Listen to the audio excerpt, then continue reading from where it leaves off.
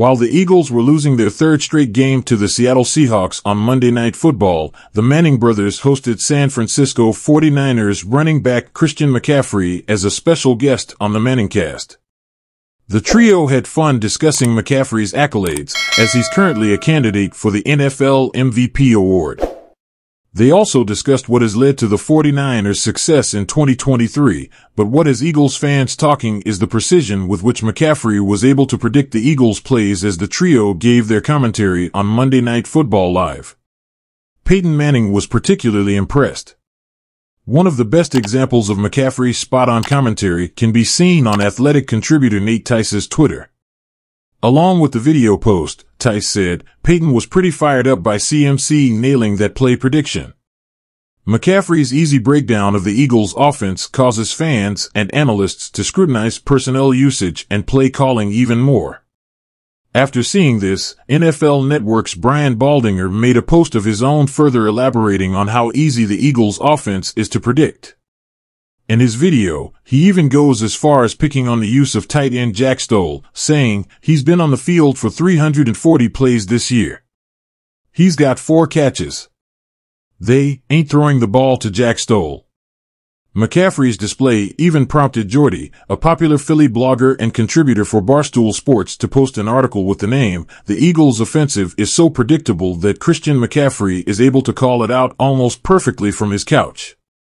In the article, Jordy says, that's a running back on a team that played the Eagles 2 opponents ago. If he knows everything this team is about to run, you can only imagine how much the defense on the field knows everything that is coming. Before that, though, in the same article, Jordy says, the Eagles are addicted to the QB draw on third down in the red zone. If you asked 100 Eagles fans what play they were about to run there, I'm sure 93 of them would say QB draw. So it's not like Christian McCaffrey is some sort of wunderkind football savant who has this uncanny ability to predict the future. Coach Sirianni might not only be bad at play calling, he might be bad at picking play callers too. Another wrinkle here to consider that calls into question head coach Nick Sirianni's ability to assess play callers is how poor he himself was at it when he took over as head coach in 2021.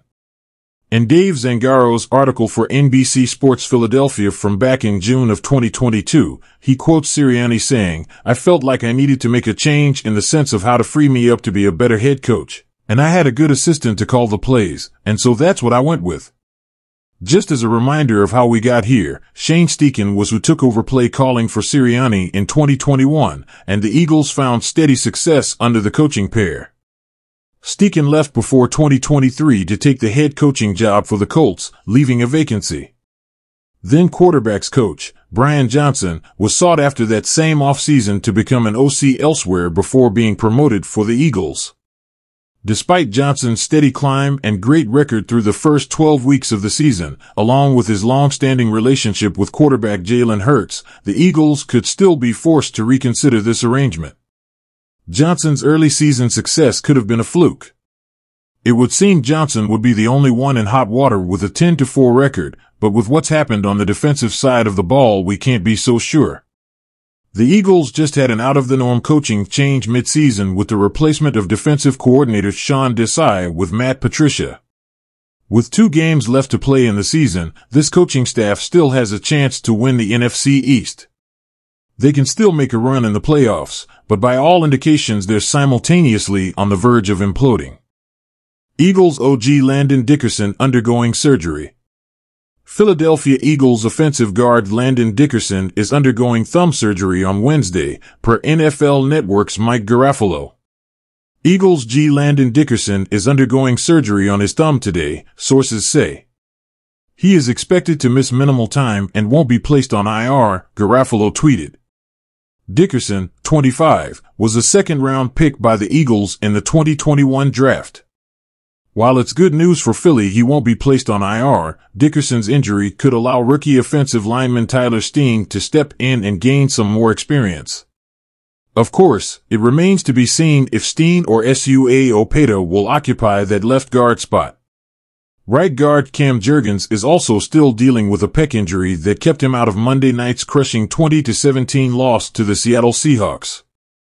Regardless, an Eagles offense that's already struggled to find its groove amid a 3-game losing streak can't afford to lose any bodies up front. Eagles center Jason Kelce voiced these frustrations prior to Monday night's loss. "There's a lot more to correct in losses like these, and we just gotta go back to work," Kelce said. "We just didn't play up to the standard. We've played a lot of high-profile games here before and executed well," Kelce said. "I don't think it's the magnitude. I mean, these are good teams, and you can't make mistakes against good teams. We've done far too much of that. The Eagles will have to figure out what their front five will look like ahead of Monday's meeting with the New York Giants on Christmas Day." The Carolina Panthers waived OLB Justin Houston on Tuesday, per ESPN's Adam Schefter. Houston has started 7 games for the last-place Panthers in 2023, registering 9 combined tackles, 3 QB hits, and 0.5 sacks.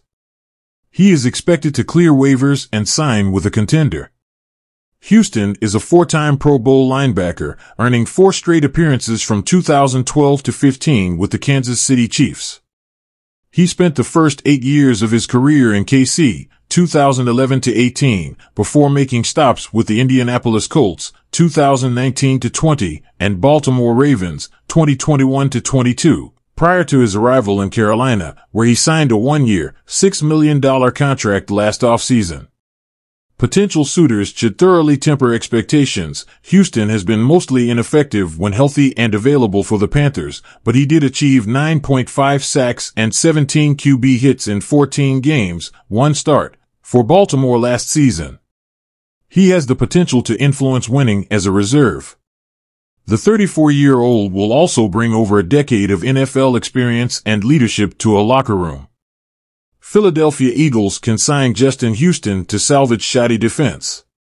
The Philadelphia Eagles have lost 3 straight. We can blame the schedule to some extent. Buffalo, San Francisco, Dallas, Seattle consecutively is brutal, but if the Eagles want to be considered legitimate contenders, this losing slide is not acceptable. The vibes around the franchise have shifted dramatically, from calm and collected juggernaut to pretender on the verge of a complete meltdown. Last season, the Eagles rode their dominant defense all the way to the Super Bowl. This time around, the Eagles' inability to generate the same pressure on QBs has been noticeable. The team successfully courted Shaq Leonard away from the Cowboys, but surprise, surprise, he's not good anymore. If only there were 3 lost seasons with the Colts to use as evidence of his decline. Houston can help the Eagles' still needy pass rush at outside linebacker. He would compete for reps with the likes of Zach Cunningham, Haason Reddick, and Nolan Smith. He shouldn't be considered a starting-level solution, but Houston is another body for a team that clearly still needs a facelift in his area of expertise. You can't blame Houston for avoiding the Eagles and the current turmoil surrounding the team, and especially the defense, but last season was proof that Philadelphia is capable of a deep run. If any team has the courage to pull itself together in the coming weeks and accomplish the improbable, it's Philadelphia.